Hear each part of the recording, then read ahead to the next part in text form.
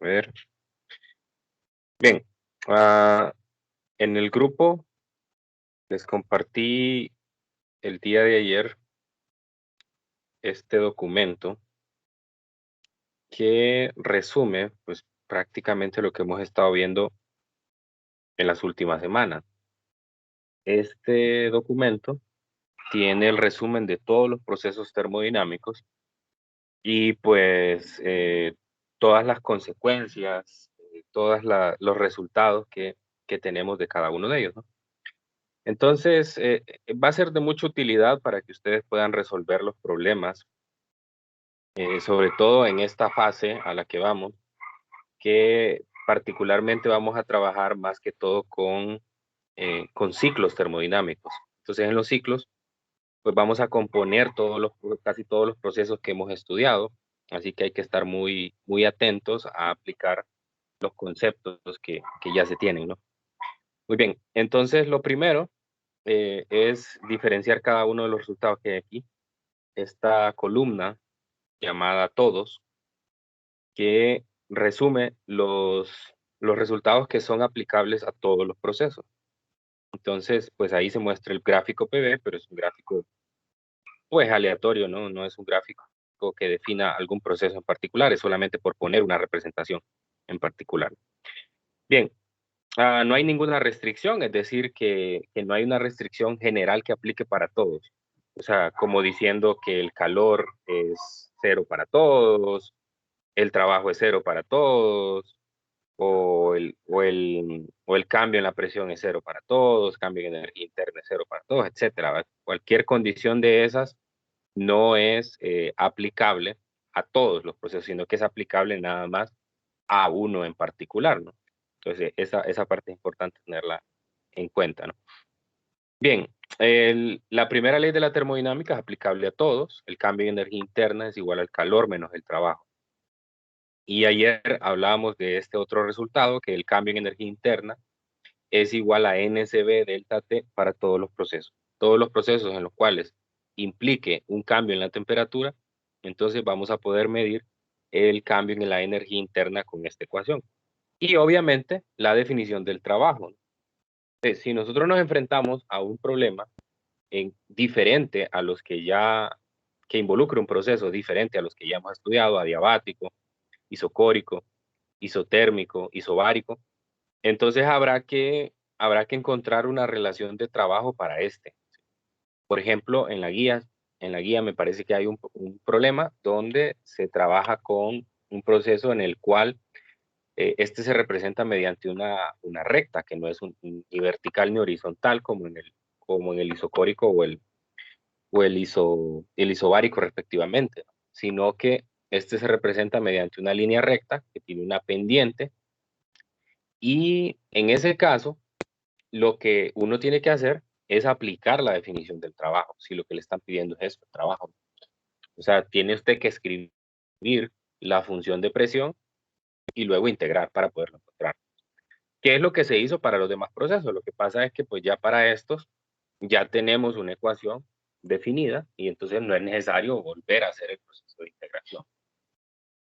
Bien, del adiabático le dedicamos toda la clase de ayer. Sabemos que el calor es igual a cero, que el cambio en energía interna es igual al negativo del trabajo, ¿no? O sea que el cambio en energía interna hay dos maneras de encontrarlo en el adiabático. Usando la definición para todos, que es NCB delta T, o usando el trabajo. Ya sea, en este caso, se involucran la presión y el volumen, y en el otro se involucran las temperaturas. Y en la parte de abajo pueden ver las relaciones de estado que existen, ¿no? En la clase anterior vimos la deducción de la primera y la segunda, y les di una orientación para poder llegar a la tercera. Espero lo hayan realizado. Y pues ahí está la comprobación de cuál es la tercera de las relaciones que existen.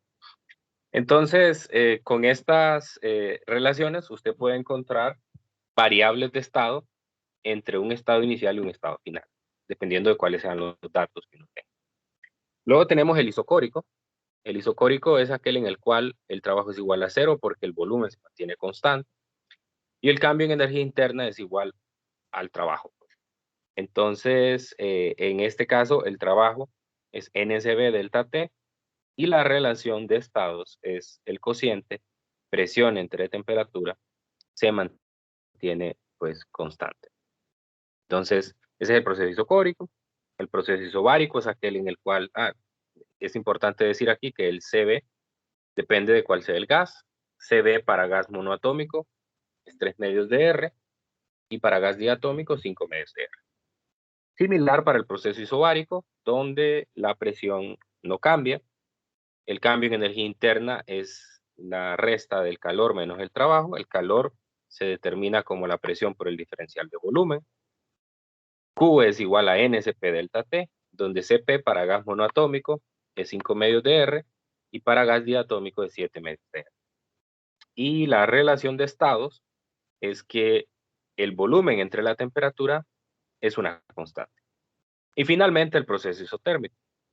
La diferencia entre el proceso isotérmico y los tres anteriores es que si ustedes notan, en el adiabático, en el isocórico y en el isobárico hay un salto de una isoterma a otra. Es decir, hay un cambio en la temperatura.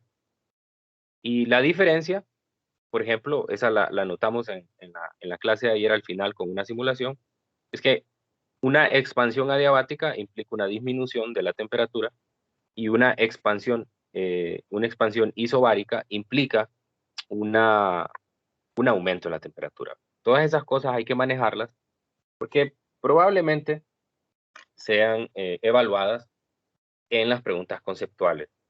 Entonces hay que tener claro esos conceptos. Entonces en el proceso isotérmico, a diferencia de esos anteriores, no cambia la temperatura, así que el proceso se da sobre una isoterma. En este caso, como la temperatura no cambia, el cambio en energía interna es igual a cero, y como consecuencia, el calor es igual que el trabajo. El trabajo se calcula por la integral, y el resultado es que nRT es igual a nRT por el logaritmo natural de la volumen final entre volumen inicial. Y la relación de estados es que la presión por el volumen se mantiene constante. Entonces, bueno, hago un resumen rápido de esto, porque hoy particularmente nos vamos a concentrar en el proceso cíclico. Esto que voy a poner aquí en la pantalla, ¿verdad? Este es el proceso cíclico.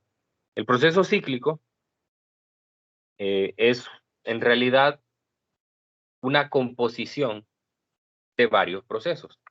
Aquí se muestra un diagrama PV donde solo tengo dos ciclos ficticios, solo representan procesos, no representan, no representan más alguno de los procesos anteriores. Entonces, si usted logra notar, en ese ciclo, el estado inicial es el A, luego paso por un estado intermedio B, y luego regreso al estado A. Esa es la característica del ciclo termodinámico. El ciclo termodinámico es la composición de varios procesos termodinámicos para poder llegar de nuevo al estado inicial. O sea, el estado final es igual al estado inicial. Por lo tanto, ya que el estado inicial es igual al final, la temperatura del gas tiene que ser la misma, tanto la inicial como la final, no cambia. Bueno, sí cambia en los procesos, pero entre el final y el inicial es la misma. Por lo tanto, el cambio en energía interna total es igual a cero. ¿Qué es el cambio en energía interna total? El cambio en energía interna total es la suma de todos los cambios de energía interna de cada proceso que conforma el ciclo. En este caso, yo tengo lo que se muestra en el gráfico PV de la pantalla, tengo dos procesos. Tengo un proceso de A a B y tengo un proceso de B a A. Entonces, quiere decir que el cambio en energía interna de A a B más el cambio en energía interna de B a A es igual a cero. O sea, el cambio en energía interna total es la sumatoria de los cambios en energía interna de cada proceso que compone el ciclo. Y al sumarlos, eso debe dar cero, porque estoy volviendo al punto de partida, o sea, el estado final es igual al estado inicial. Y como consecuencia, la ecuación de la primera ley de la termodinámica, escrita en forma macro, es que el calor total es igual al trabajo total. Recordando que total se refiere a sumatoria, ¿no? Entonces quiere decir del lado izquierdo que la sumatoria de los calores calores de cada proceso es igual a la sumatoria de los calores, o de los trabajos más bien, de cada proceso. Eso no quiere decir que, digamos, el calor de uno sea igual al calor de otro o algo así, sino que los totales. Entonces, a eso le vamos a dedicar el tiempo el día de hoy. Vamos a, vamos a plantear un problema en el cual tengo un ciclo termodinámico y vamos a encontrar diferentes cantidades, ya sea variables de estado o variables energéticas. Entonces, ese es el problema 1947. Y en este problema, pues se nos muestra el ciclo de la figura 1947. En este, si se fijan, tenemos tres procesos: el proceso de A a B, el proceso de B a C y el proceso de C a A. Entonces, de tal manera que el estado final del gas es el mismo estado inicial. O sea, parto del punto A, realizo tres procesos para volver otra vez al estado A. Entonces, esa precisamente es la definición del ciclo. Es un proceso que se va repitiendo. Esto lo vamos a ver más en detalle, o la utilidad de esto lo vamos a ver más en detalle a partir de mañana cuando veamos las máquinas térmicas. Las máquinas térmicas, voy a adelantar un poco, utilizan un ciclo termodinámico para realizar un trabajo útil. Entonces, la idea aquí es que en un ciclo va a haber una parte donde este va a ganar calor y va a haber otra parte en la cual este va a expulsar calor. Es decir, la máquina va a agarrar calor, lo va a utilizar para realizar un trabajo y luego va a expulsar otra parte que fue lo que no logró utilizar.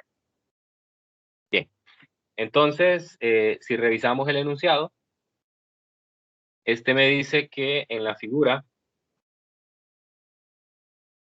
47 se muestra un diagrama PV de 0.004 moles del gas ideal H2.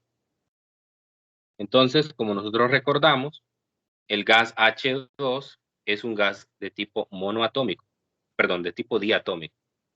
Entonces, ese va a ser el primer dato que voy a escribir. Además del número de moles, N es 0.004 mol. Y entonces es H2, y H2 es diatómico. De diatómico yo sé que el Cb es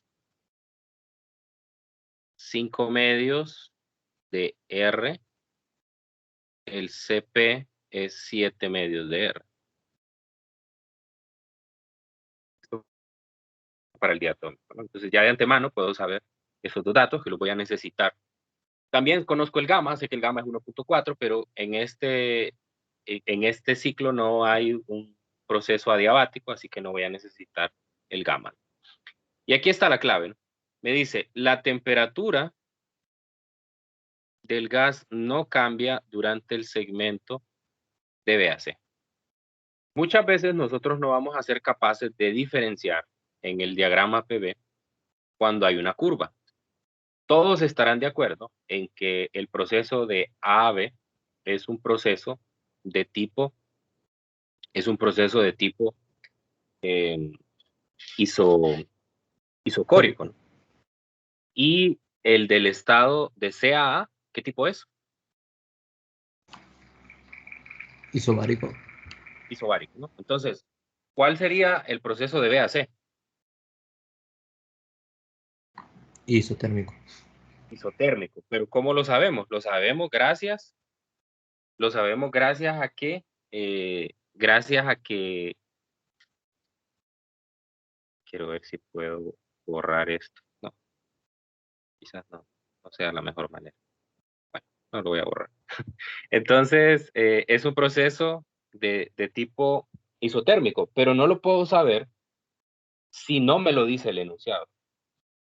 Entonces, si yo me voy a la tabla del resumen, entonces yo reconozco que el proceso isotérmico es una curva y que el proceso adiabático también es una curva. Ayer les hablé de que un poco para diferenciarlos es Bueno, si tengo en el fondo de la gráfica, si yo tengo graficados las curvas isotermas, entonces es fácil distinguirlo, porque va a haber un salto de una isoterma a otra en el adiabático, y en el isotérmico se va a realizar sobre una isoterma, ¿no? Pero en este caso, para este problema, yo no tengo graficadas las isotermas. Por lo tanto, necesito que me aclaren si esa curva es una isoterma o una, o una curva de un proceso adiabático. Entonces, ya que me dicen que es isotérmico, yo puedo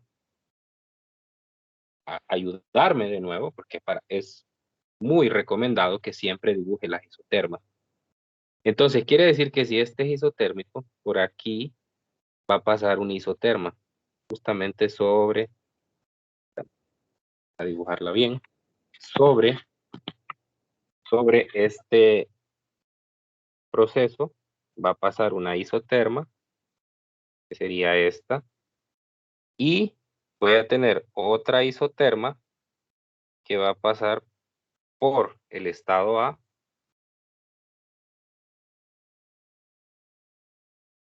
Tendría esa isoterma. Tendría dos isotermas. Una que viene del estado B, una que viene del estado B y C, y otra isoterma que viene pasando por el estado A.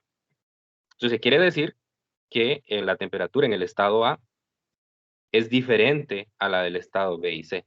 Entonces, ¿cuál va a ser mayor? Pregunto, ¿la del estado A o la del estado B? La del estado B. Así es, la del estado B. Recuerde que las isotermas, entre más lejos están del origen, mayor es su temperatura. Entonces, eso lo vamos a comprobar cuando hagamos el cálculo de las temperaturas, que es algo que nos piden en el programa. Bien, continuemos. Inciso A. ¿Qué volumen ocupa este gas en el punto C o en el estado C? Entonces vamos a tener ahí nuestro primer resultado. Entonces, para este nos están pidiendo el volumen en el estado C.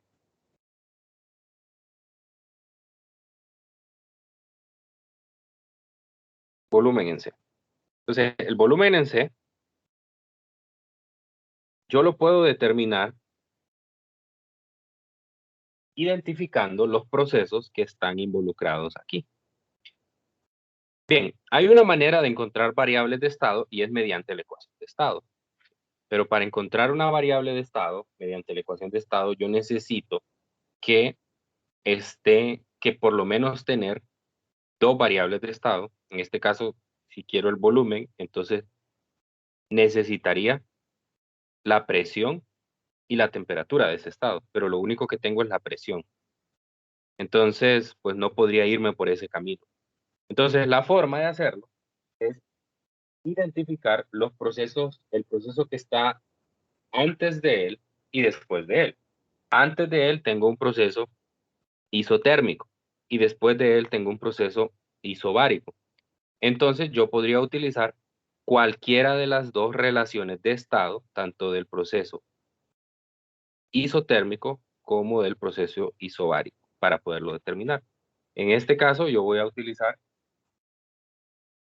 la del isotérmico. Entonces yo sé que de B a C es isotérmico y que en el isotérmico el producto presión por volumen es una constante. Escrito de forma detallada sería que la presión por el volumen del estado B es igual a la presión por el volumen del estado C.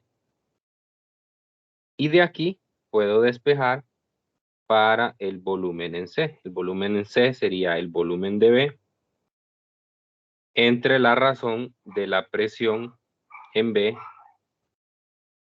entre la presión en C. Podría hacer esto mismo también si hubiera usado la relación de el proceso isobárico. Ahora, ¿cuál es el problema del proceso isobárico? el problema del proceso isobárico es que la relación es esta que está aquí. Volumen entre temperaturas se mantiene constante. Y yo no conozco hasta ahora las temperaturas de los estados. Sí conozco el volumen y ando buscando el volumen, pero no conozco las temperaturas. Entonces, eso me metería en más problemas porque tendría que buscar la manera de determinar las temperaturas. Entonces, esta es la que me conviene. Muy bien, ahora sustituyo los datos. El volumen de C sería el volumen de B, que son 0.20 litros. 2 atmósferas y 0.5 atmósferas. Entonces esa es la relación, ya sustituyendo los datos. Y vean que no es necesario hacer una conversión de unidades, porque las atmósferas se cancelan y no hay problema en expresar el volumen en litros. Muy bien, a mí esto me da 0.80. A ver si me confirman. Sí, ingeniero, eso da. Muy bien, Sí, gracias. ingeniero. Gracias. 0.80 litros. Ese es el resultado. Entonces, esto coincide con lo que nosotros ya esperábamos, ¿no? El gráfico me muestra, obviamente, que en DBAC hay una expansión isobárica, perdón, una expansión isotérmica. Entonces, al ser una expansión, el volumen en el estado C pues tiene que ser mayor que el volumen en el estado B, que es 0.20 y aumentó a 0.80. Entonces, ahí está el inciso A. Muy bien, inciso B, encuentre la temperatura del gas en los puntos A, B y C. ¿Sí? Bueno, no sé si hay alguna pregunta con el inciso A antes de pasar al B.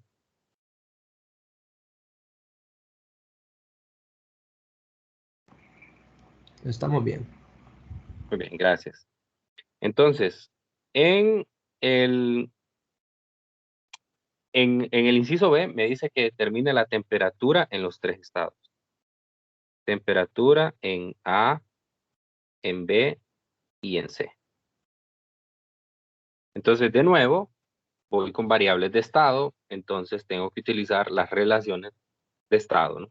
Ahora, en el A, y era lo que les mencionaba en el inciso anterior, sí tengo 2 variables de estado. Tengo el volumen y tengo la presión. Entonces, eso es favorable porque puedo utilizar la ecuación de estado para... Entonces, en el estado A, yo puedo escribir,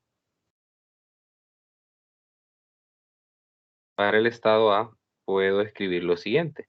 Presión por volumen en el estado A es igual a NR por la temperatura en el estado A. Entonces yo tengo presión, tengo volumen, tengo el número de moles, puedo despejar para la temperatura en A. Entonces la temperatura en A, le voy a poner, temperatura en A es igual a la presión por el volumen entre NR en el estado. Sustituyendo, me queda la presión en A, que es de 0.50 atmósferas por 0.20 litros. No es necesario convertir estas cantidades porque como estoy en la ecuación de estado, puedo utilizar sin problema el R en estas unidades, 0.08206 litros por atmósfera entre mol por Kelvin. Entonces no hay problema porque puedo usar ese R. Se cancelan las atmósferas, se cancelan los litros, los moles y me queda la temperatura en Kelvin. A mí esto me da 304.6. Por favor, confirmarme. Sí. 304.6 Kelvin. Muy bien, entonces ahí estamos con la primera temperatura. Al inicio reconocimos que la temperatura en el estado A tenía que ser menor a la temperatura en el estado B y C, ya que están en una isoterma superior. Entonces, para encontrar la temperatura en el estado B y C, puedo usar el mismo camino, es decir, también para el estado B, yo conozco la presión y conozco su volumen. Entonces puedo hacer el mismo trabajo que acabo de hacer para el estado A. Pero quiero utilizar una relación de estado, porque yo sé que entre el estado A y el estado B hay un proceso de tipo isocórico. Entonces, al ser isocórico, tengo la relación de que la temperatura entre la presión es una constante. Y ya ahí puedo despejar. Entonces, proceso de A a B es isocórico. Como es isocórico, entonces temperatura entre presión es constante. A ver, no, al contrario. Bueno, sí, está bien, pero para ser más exactos, presión entre temperatura. Bien, entonces esto se puede escribir como la presión entre la temperatura del estado A es igual a la presión entre la temperatura del estado B. Despejando, la temperatura del estado B es igual a la temperatura de A, la presión de B entre la presión de A. Entonces, sustituyendo la temperatura en B, que al mismo tiempo es igual a la temperatura en C, directamente estoy encontrando las dos, es 304.6 Kelvin por 2 atmósferas entre 0.5.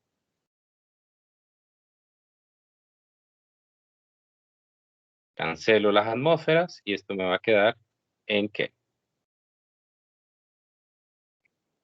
Bien, a mí esa temperatura me da 1218.4. ¿Me lo confirman, por favor? 1219.2 me dio a mí. ¿Seguro? Ah, bueno, sí da eso. Es que le puse .8, no .6. Sí, está bien. Ah, ok, muy bien. 1218.4 Kelvin. Y esto coincide con lo que esperábamos. Esperábamos que fuera una temperatura más alta que la anterior porque está sobre una isoterma de mayor temperatura. Entonces ahí ya tengo completo el inciso B porque ya tengo la temperatura de A, 304.6, y la temperatura de B y C, que son iguales, ya que hay un proceso isotérmico entre ellos, 1218.4. Muy bien. No sé si hay alguna pregunta respecto a este inciso, antes de pasar al siguiente.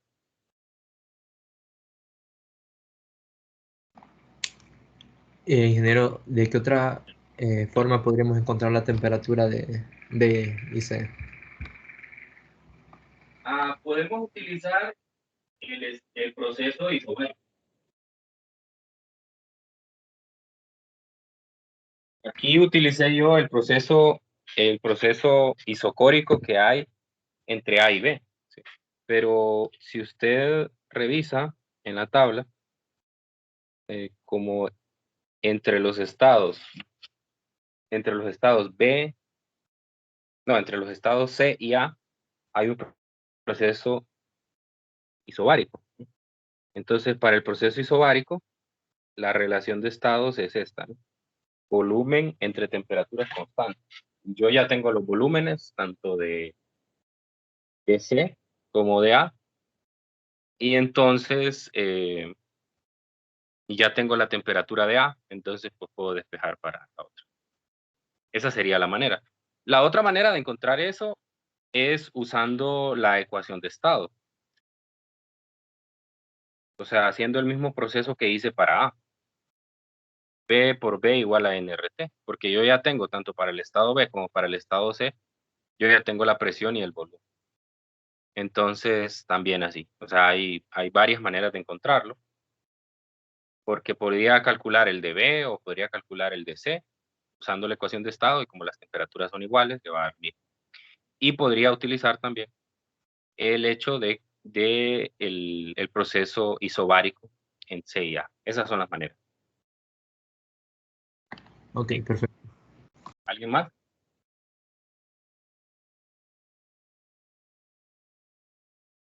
Listo, entonces pasamos a hacer el inciso C. El inciso C, ya cambiamos, ahora que ya tenemos la variable de estado, podemos calcular variables energéticas. Entonces me dice, ¿cuánto calor se fue dentro o fuera del gas durante los segmentos AB, CA, BC? Indique si el calor ha entrado o salido del gas. Entonces, ya ahora me paso a la parte de las variables energéticas. Entonces, en este caso, me piden determinar calor para todos los procesos.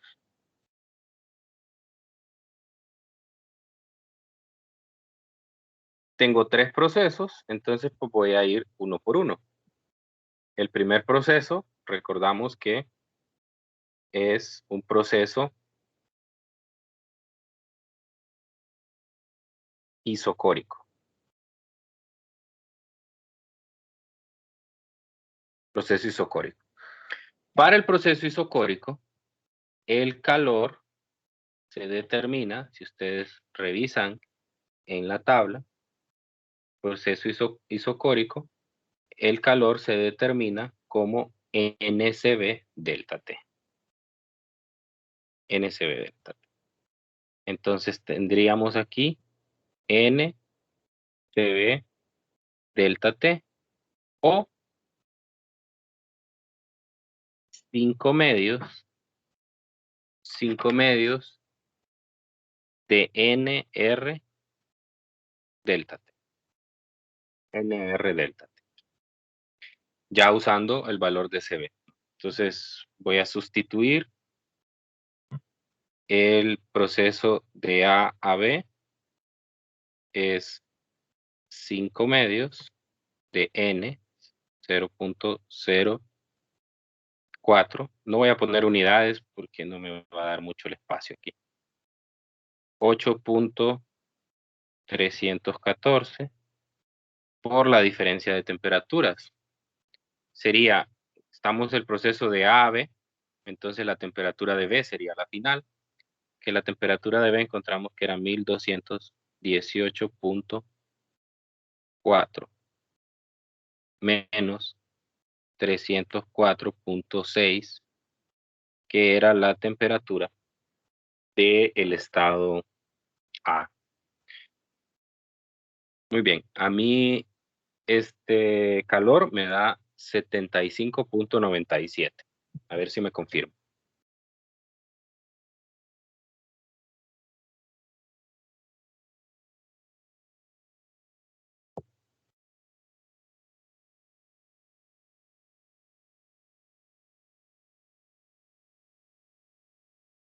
¿Cuánto le dio, ingeniero? 75.97. Sí, eso me... Gracias. 75.97 joules. A ver, aquí me piden que determine si el calor es absorbido o expulsado. ¿Qué dicen ustedes?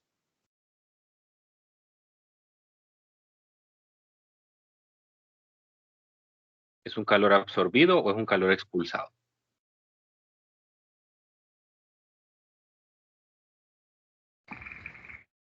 Yo creo que es absorbido, digo, expulsado, pero es pura intuición. No, tenemos que usar la convención de signo del calor. La convención de signo del calor me dice que si el calor es positivo, es absorbido. Y si el calor es negativo, es expulsado, ¿no? Entonces, en este caso es absorbido, ¿no? Recuerden, la forma de Por el saberlo, delta T podemos determinar eso. sí, el delta T es una forma indirecta. Es decir, si el delta T es positivo, entonces obviamente el calor va a ser positivo. Y si el calor es positivo, entonces es absorbido. Ah, ok. Muy bien. Número 2, el segundo proceso. El segundo proceso es un proceso de tipo isotérmico. En el proceso isotérmico, el calor es igual al trabajo.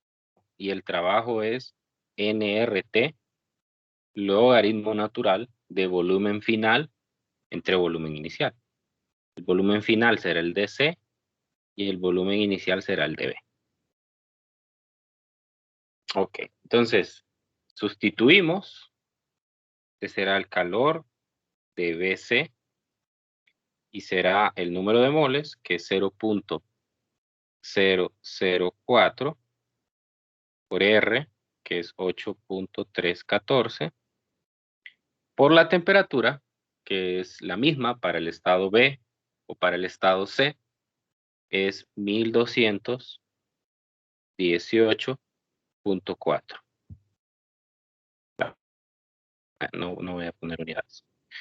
Logaritmo natural de volumen final, que sería 0.8 litros entre 0.2. Vean que no es necesario hacer la conversión, ya que se van a cancelar los litros en el logaritmo natural.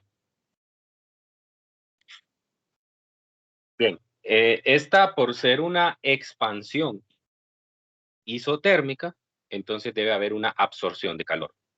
Y eso lo voy a confirmar con el signo. Acuérdese que el cociente del logaritmo natural, si este es mayor que 1, entonces el logaritmo natural me va a conducir a un número positivo y por lo tanto el calor va a ser positivo. Por el contrario, si es una compresión, entonces la fracción que voy a tener dentro del logaritmo natural va a ser menor a 1. Eso va a conducir a un logaritmo natural negativo y por lo tanto me va a dar un calor expulsado. Bien, este calor a mí me da 56.17. A ver si me confirman. Sí, ingeniero. Eso. 56.17 joules. Y este es un calor absorbido o expulsado. Absorbido. Absorbido.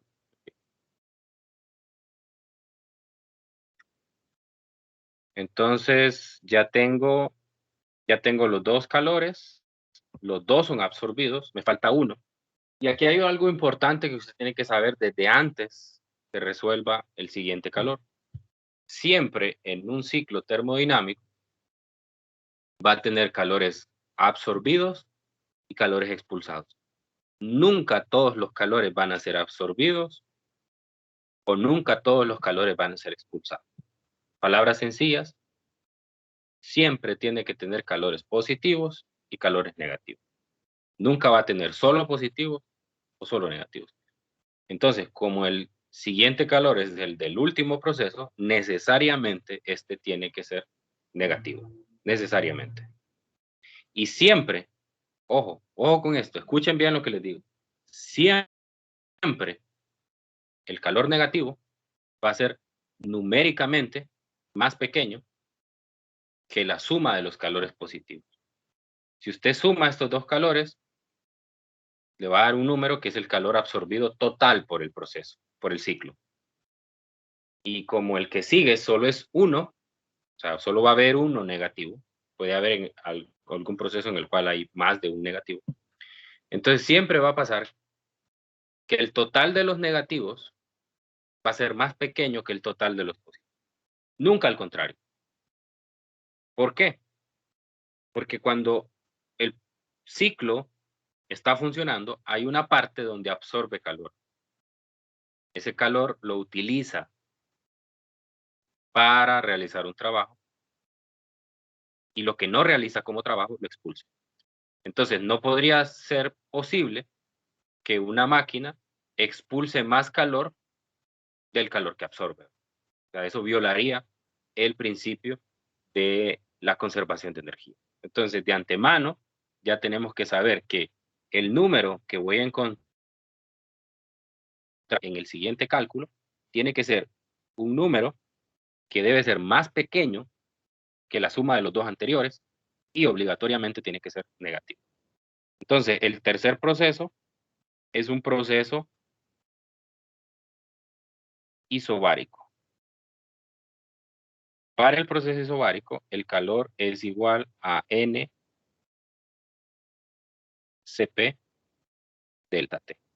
O lo que es lo mismo para un proceso o para un gas diatómico, 7 medios de NR delta T. Muy bien, entonces vamos a sustituir. Este sería el calor de C a A, completando el ciclo. 7 medios de 0.004 por 8.314, eso es R, la diferencia de temperaturas. Ahora la diferencia de temperaturas es 304.6, que es la temperatura del estado A, menos la inicial, que es la temperatura del estado C, que es 1218.4. ¿Sí? Entonces, como dijo su compañero anteriormente, el delta T va a definir qué signo tiene el calor. Entonces, en este caso, se nota que el delta T va a ser negativo, por lo tanto, el calor debe ser negativo. A mí esto me da menos 106.36. ¿Y a ustedes?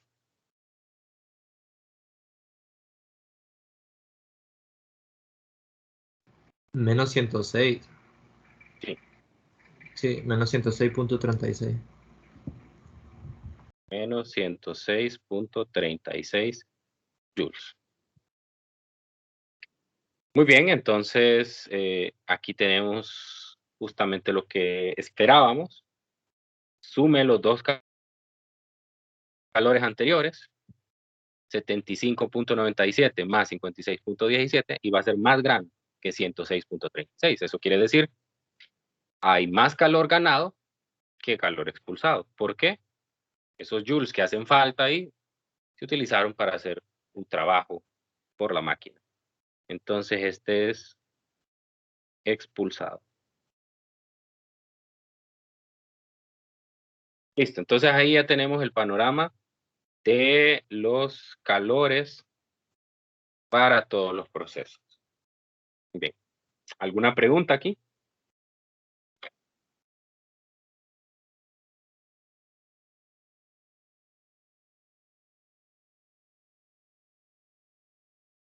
Muy bien, entonces pasamos al inciso D. El inciso D me dice, encuentre el cambio de la energía interna de este hidrógeno durante los segmentos A, B, B, C y CA. Indique si la energía interna aumenta o disminuye durante cada uno de estos segmentos. Ok, entonces ahora me están pidiendo en el inciso D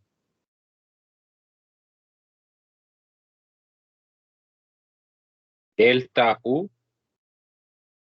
para todos los procesos. No el total, ¿verdad? Ojo, me están pidiendo el cambio en energía interna de cada uno. Después, a manera de comprobación, yo voy a encontrar el total. Entonces vamos con el primero. El primer proceso es un proceso isocórico. En el proceso isocórico, el cambio en energía interna es igual al calor, porque el trabajo es cero. Entonces eso quiere decir que esto es igual a 75.97, porque yo ya determiné anteriormente cuánto vale ese calor. Muy bien. Y así de fácil, ahora me paso al segundo. El segundo es un proceso isotérmico. Para el proceso isotérmico, como la temperatura no cambia, entonces el cambio de energía interna es cero.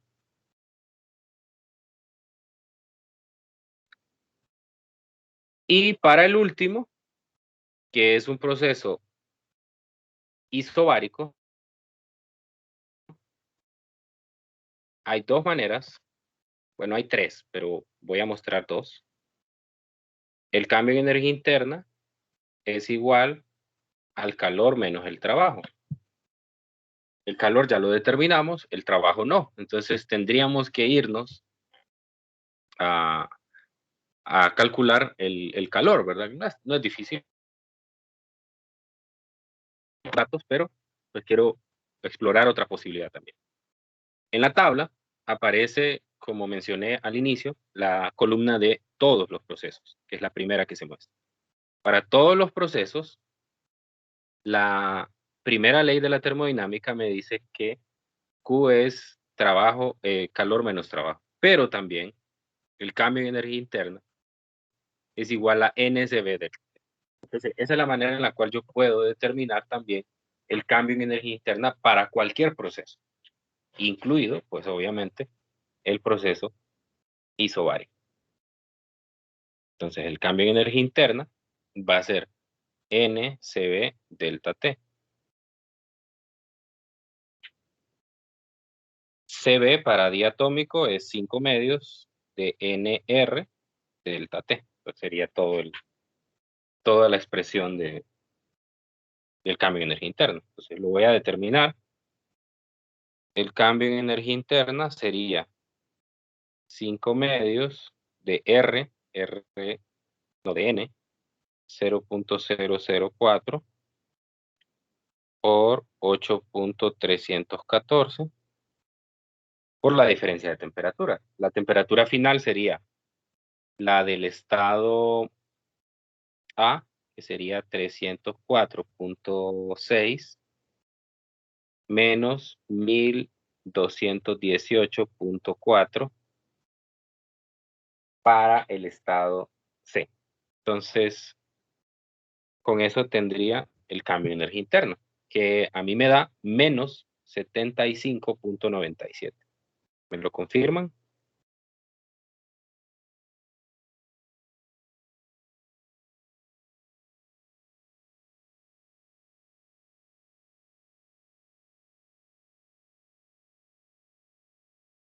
¿Eso da?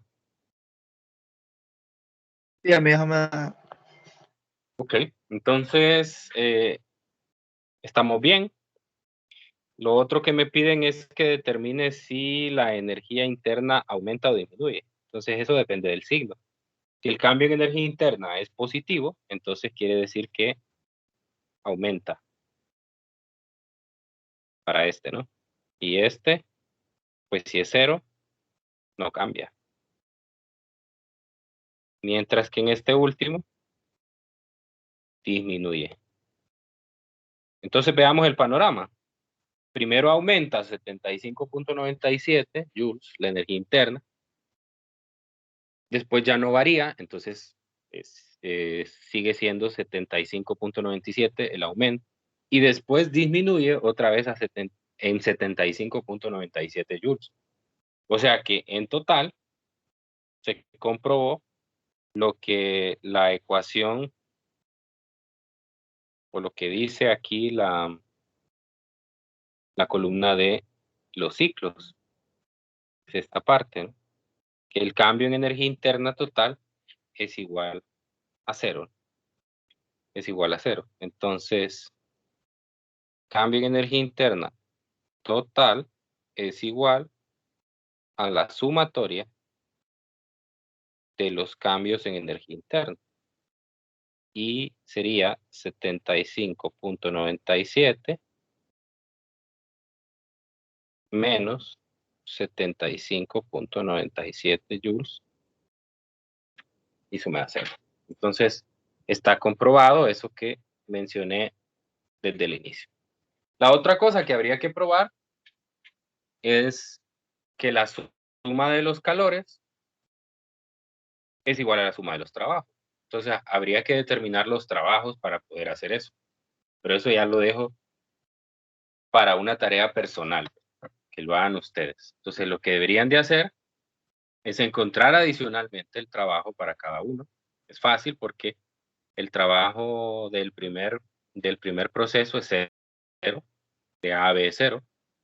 El trabajo de B a C es igual al calor, ya tiene el calor. Y bueno, de hecho, creo que lo hacemos rápido, ¿no? Solo mostrar un bosquejo.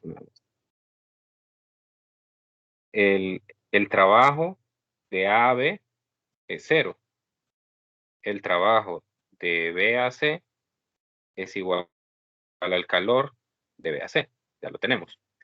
Y el trabajo de C a A, pues es la presión por el diferencial de volumen. Pero también, si yo me voy aquí, proceso isobárico, el trabajo, perdón, es presión por diferencial de volumen. ¿Okay? Pero también de la primera ley de la termodinámica lo puedo despejar porque yo ya tengo el cambio en energía interna y el calor, ¿no? Entonces, el trabajo sería el calor menos el cambio en energía interna. Entonces sería el calor menos el calor de CA menos el cambio en energía interna de CA. Entonces, después, usted lo único que tiene que hacer es para encontrar el total, es igual a la sumatoria. O sea, sería el trabajo de A a B más el trabajo de B a C más el trabajo de CA. Y entonces, cuando encuentre ese número total del trabajo va a ser igual a la suma de estos calores, ¿no? A 75.97 más 56.17 menos 106.3. Eso ya lo dejo a ustedes para que lo hagan en su casa y puedan comprobar de que efectivamente esas relaciones que dimos para el proceso cíclico se cumplen. Bueno, no sé si hay alguna pregunta antes de cerrar la clase respecto al problema o en general alguna duda que les surja.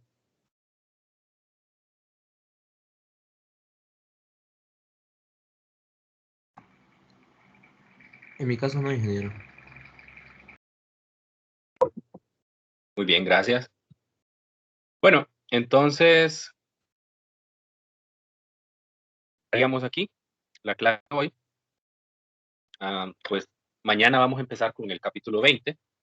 Este problema que acabamos de ver, realmente vieron que es un problema largo, no es un problema corto, entonces normalmente pues está en la sección de los problemas avanzados, porque incluye mucho trabajo, hay que trabajar con variables energéticas, variables de estado, combinar todas esas cosas, entonces es un problema largo, pero no es un problema difícil. Entonces, la clave está en manejar toda la información y por eso es que creé esa tabla de resumen para que ustedes puedan tener a mano ahí, cada vez que resuelvan los problemas, toda esa información condensada. Entonces hay que saberla utilizar, hay que saber encontrar dónde están las cosas, qué significa cada cosa. Entonces por ahí va. Mañana vamos a empezar a ver las máquinas térmicas como una aplicación de esto que acabamos de ver. La máquina térmica funciona con un ciclo termodinámico y entonces vamos a poder encontrar, si recuerdan, yo les dije que había una cantidad de calor que se expulsaba y una cantidad de calor que se ganaba, que se absorbía. Y que siempre la cantidad de calor expulsado iba a ser más pequeña que el absorbido, pero que definitivamente iba a ser un número grande el calor expulsado, porque si usted compara el calor absorbido con el expulsado, pues no hay tanta diferencia entre ellos. Eso quiere decir que la máquina, si este ciclo se usara para una máquina térmica, pues la máquina no sería tan eficiente. Sería bastante ineficiente porque expulsa una gran cantidad de calor y no lo utiliza como para realizar trabajo. Las cosas que vamos a ver mañana, cómo determinar qué tan buena es una máquina o en palabras ya más correctas, qué tan eficiente es una máquina. pero lo vamos a hacer en términos porcentuales, así que voy a decir, por ejemplo, esa máquina tiene una eficiencia del 20%, significa que del calor que agarró, solo 20% pudo transformar el trabajo. Bueno, entonces ya no les sigo contando más de la historia, mañana seguimos con esto. Cuídense mucho y que tengan un feliz día. Gracias, ingeniero. Feliz día.